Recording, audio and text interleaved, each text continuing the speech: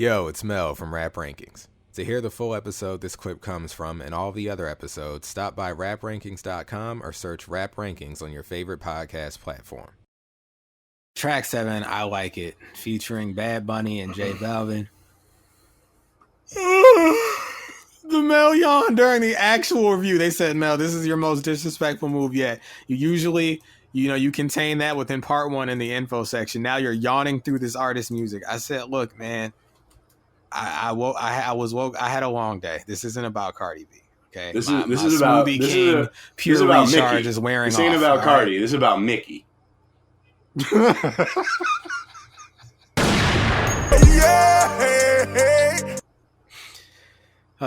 Yeah, produced by Craig Coleman, Taney, and Jay White did it. Hilarious that Craig Coleman is a... Do you know who that is? No. All right, you're going to learn because there's a Billboard article I just sent you. Okay. Oh, God. Cardi B, I Like It, oral history. Okay, so I just want you guys to know. Remember our friend Chris, who came on for the Carter 3 review? We talked about geese erections. Yeah. I DJ'd his wedding. Mm-hmm. I played this song at his wedding. It got a huge reaction. I had a great night that night. That night, this song was great. I think her line, eating halal, driving a lamb. If you know, you know. That's a classic. That line. And Bad Bunny, my man. Listen, I love Bad Bunny, guys. He's got... Look, he's got my favorite song of the year. Book ART. Okay? Yeah. Bad Bunny is the big homie, okay? I am a huge Bad Bunny guy. So it kills me to give this a 6+. It absolutely fucking kills me to do this to you guys. Well, Moulz Mel connects. 6+ for me too. Listen, in 2017, I gave it to her. I gave it the 7. I did too, and I gave her an 8 at the wedding. Wow. Listen, and Bad Bunny, this guy can do no wrong. Love the guy. J Balvin's on my shit list. Okay, this guy's a joke. McDonald's meal. I had the BTS meal today. Oh, did you? Yeah, you want me to talk about it? Sure.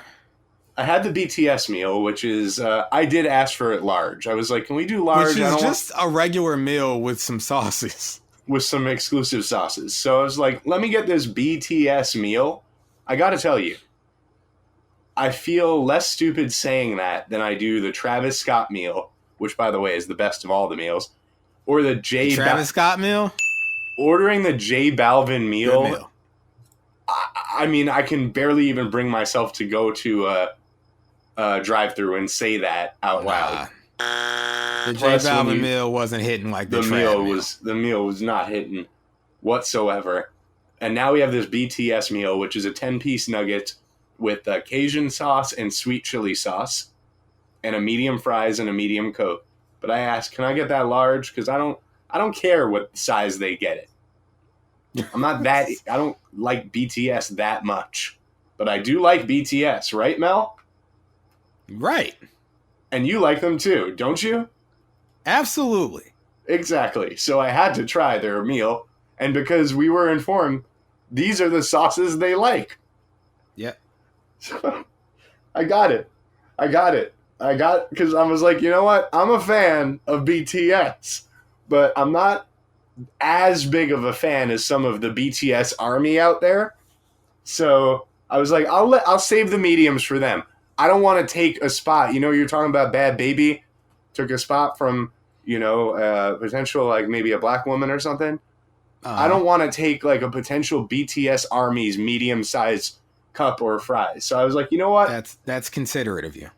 I'm going to take, I do like them. I do like them. They're great guys, from what I understand. Absolutely just top lads in the game. So I wanted to try the sauces because that's really what's new. That's what's BTS about the meal, right? Okay. Well, I got to tell you, BTS ain't on no BS. Really? The sauces were so unique. The sweet chili sauce, which I thought would just be repackaged Szechuan sauce. Uh-huh. was an actual sweet chili sauce with actual chili flakes in it. And it was great. And then I dunked into the Cajun, which was like a creamy spicy almost. It was a very unique sauce.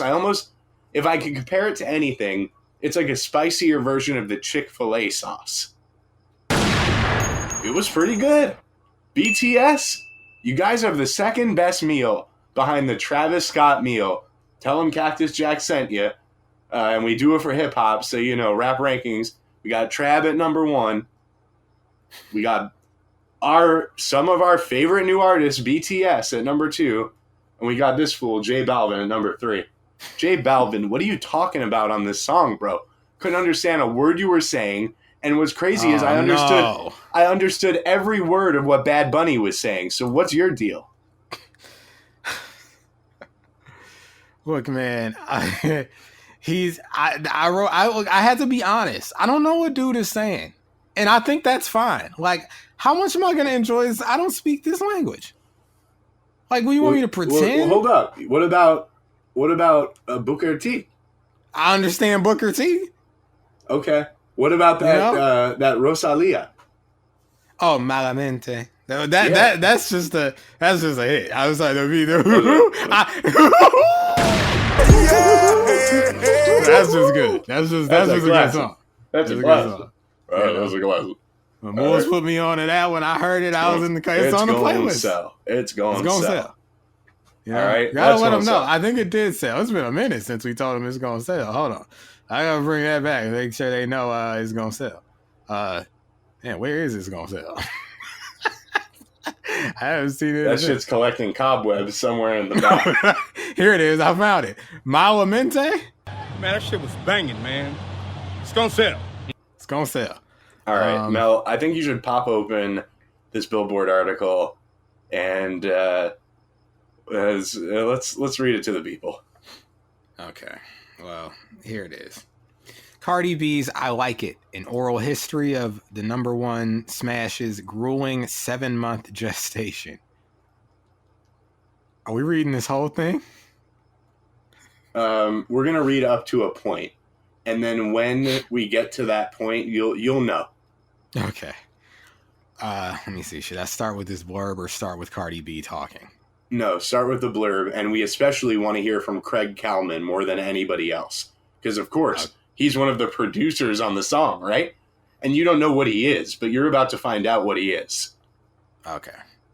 When I Like It landed the number 1 spot on the Billboard Hot 100 on the chart dated July 7th, it marked several milestones for rapper Cardi B. The Bronx native, 25, became the first female rapper with 2 Hot 100 number 1s in the chart's history, following Bodak Yellow, and became the first female artist with multiple number 1s from a debut album since Lady Gaga in 2009. Concocted between New York, Atlanta, Miami, and Los Angeles over 7 grueling months, the genre bender was a struggle and labor of love for all parties. Its 9 key players, including featured performers, producers, the team at Atlantic Records, and Cardi herself, explain how it came together.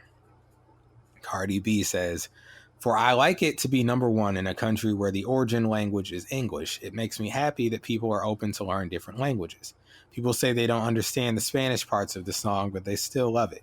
It just goes to show you if a song is great and it makes people dance, it makes people happy, it doesn't matter what language the music is in. People will enjoy it regardless whether they understand it or not." Well, I agree, but just not with this song. Malamente, yes. I Like It, no. Okay, origins, they say. Craig Kalman, chairman/CEO of Atlantic Records. Wait, the chairman/CEO is the first credited producer on I Like It?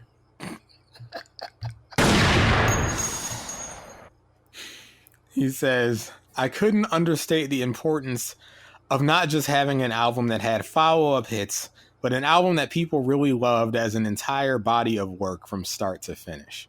We've all grown up on those Desert Island discs, those albums that stand the test of time, and we've had really ambitious conversations about invasion of privacy. We wanted to try and make one of those true classics from start to finish and hold the bar up to where every song counts and every song matters. Sure, we'll have big hits, but we also wanted to get to her core and start to broaden and expand her horizons, showing she's versatile and can do different things sonically. Why are they talking about her like she's a robot? Probably because in this context, she is. They're telling you, Moulz Mel aren't like just bashing her. They're telling this is the CEO of Atlantic telling you she was a project. She's a project. They put her together. That was definitely the goal and ambition, to not be pigeonholed into making records strictly in the vein of Bodak Yellow. Edgar Machuca, director of A&R of Atlantic Records and artist publishing group. Jay White Did It produced Bodak Yellow, which up until that point was her biggest song and the song that broke her into the mainstream. Jay White Did It says, up until Bodak Yellow, I was the only one doing her tracks. From 2016 to Bodak Yellow, it was just me.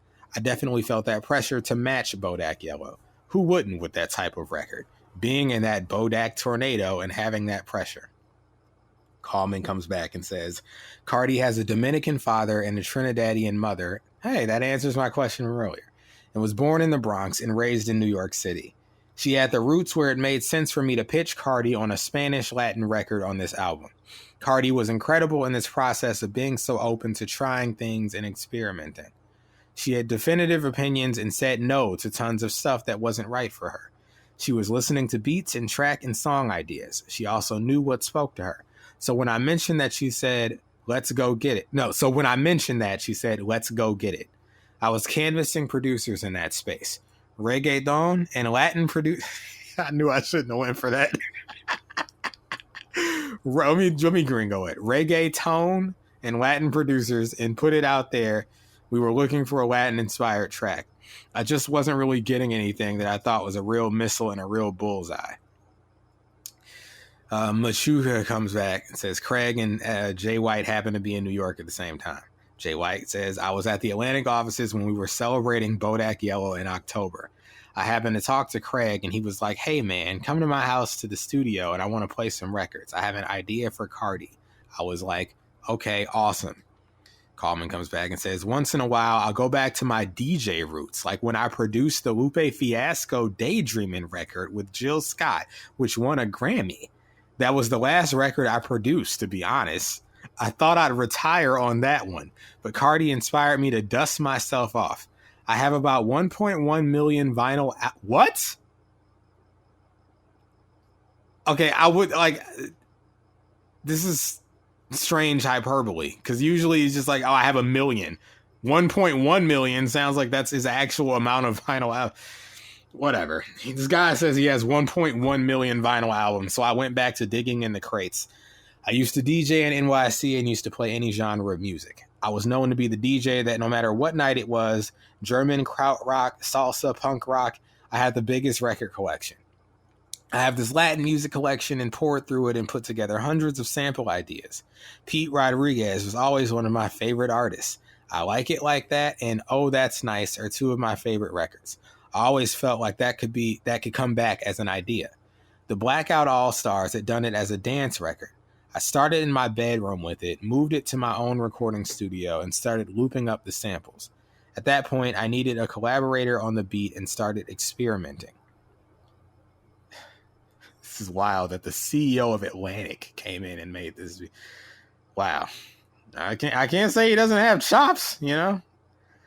Jay White says, I go to Craig's house, and he said he felt like he could split a Latino record.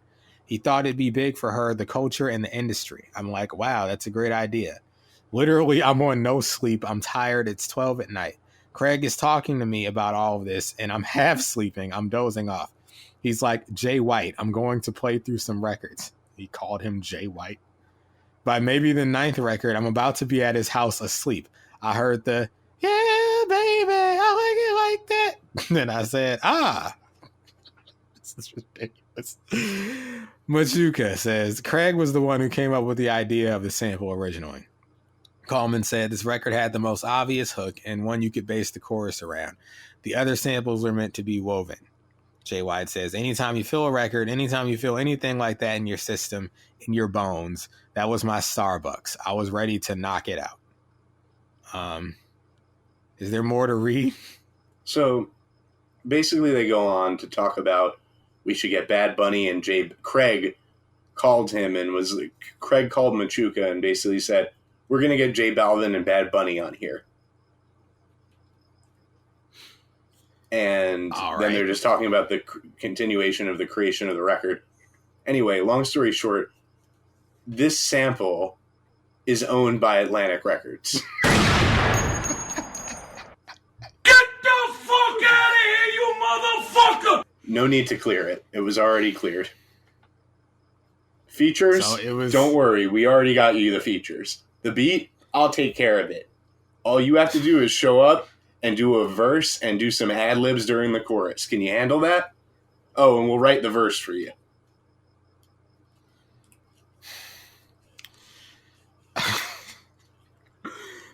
All of that comes together just to have Mel come in and be that article, which I read a few years back when it dropped, ruined this song for me, which I used to give probably a 7- to on first pass. I don't like this one anymore. I guess I gotta be the jerk, man. I gotta get on my Moulz with this song. I'm like, just play me that Pete Rodriguez. That I like it like that. What about that Hamilton? That oh, when it gets too hot, we open up a hydrant. Everybody, you want to give him a little bit? You want to give him a little hydrant music? We gotta give him a little hydrant.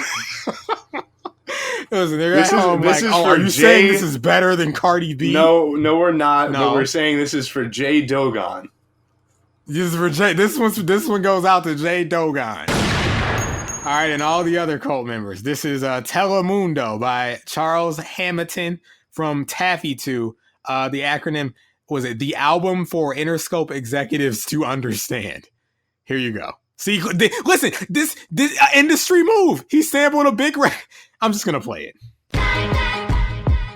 Hola bonita, let me see you move when I blow through the speakers. I'm soulful like Easter. Been in enough bodegas in the hood to say what's really good. Like, hey, feeling good? Oh baby, my flow is never ending, the period of an old lady, or rather a girl. Am I a rapper, a nerd? Practicing my craft as I sat on the curb. Me, Jose, Junji, Fernando, and usually a white person, so entertained by the movie. New vehicles pass, we scream, my whip, see a fly chick, my chick. So niggas went nuts when T-Mobile dropped the sidekick. Too bad we was niños in the hood that couldn't buy shit, so I split, did my shit. But every summer the block would go ballistic for the hydrant. When it gets too hot, we open up a hydrant. Everybody knock until they open up a hydrant. Everybody knock until they open up a hydrant. Everybody knock until we open up a hydrant. I like it better. Fuck it. Yes! I was just about to say it. And you know what? He made the beat himself. He wrote his own. He probably didn't even write his rhymes. He thought them. All right. Oh my God! Wow! Yo, that might be an 8, bro. Hammer put the hammer on Cardi B. Shouts to Bad Bunny, but I'm sorry, Bad Bunny. Stop picking up the phone when Craig calls you. Listen, the pop fans, the Cardi B fans, they're like, you brought in some no-name guy and tried to tell us it's better than this. It is. Yes, we did. I'm sorry, okay? It's better. Did you not hear that? Hola, bonita. Okay, that was classic. Oh my God, no, Telemundo's better than I like it. It's better. I'm sorry. You guys are crazy if you don't think so. It's better. You know, come on. Oh my God! Stomp your feet if you like my beat. Clap your hands if you want some more. Better flip. I like the way he was flipping it. All it needs is some Bad Bunny, and it's throw some Bad on there. That would have made it. It was the album for Interscope executives to understand. It was. Maybe Charles wasn't that crazy, you know. But it was really the album for Atlantic executives because they could have cleared it. Right, they could have cleared it. You know, he fucked up. He should have done some more research about what he was sampling.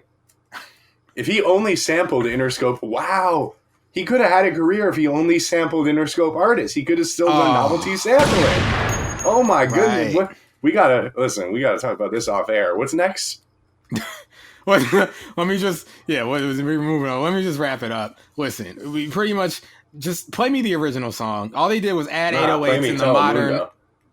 Or play me Telemundo. Yeah, play me Telemundo. Because you can't just put 808s on there and the modern Latino stars of the day and expect me to love it. Okay? Cardi was fine on here. I just, I'd rather hear the original song. Atlantic, they wrote her some good, Spicy Mommy, Hot Tamale. They call me Cardi Barty, banging. Like, she's flowing. They call me Cardi B. I run this shit like cardio. Yeah, okay, it's good stuff, all that. But yeah, all right. Barack put this on one of his classic playlists. Yeah, so we can move on. All right, it's just, bring in Pete Rodriguez or Charles Hamilton. What do you want me to say? Yo, it's Mel from Rap Rankings. To hear the full episode this clip comes from and all the other episodes, stop by raprankings.com or search Rap Rankings on your favorite podcast platform.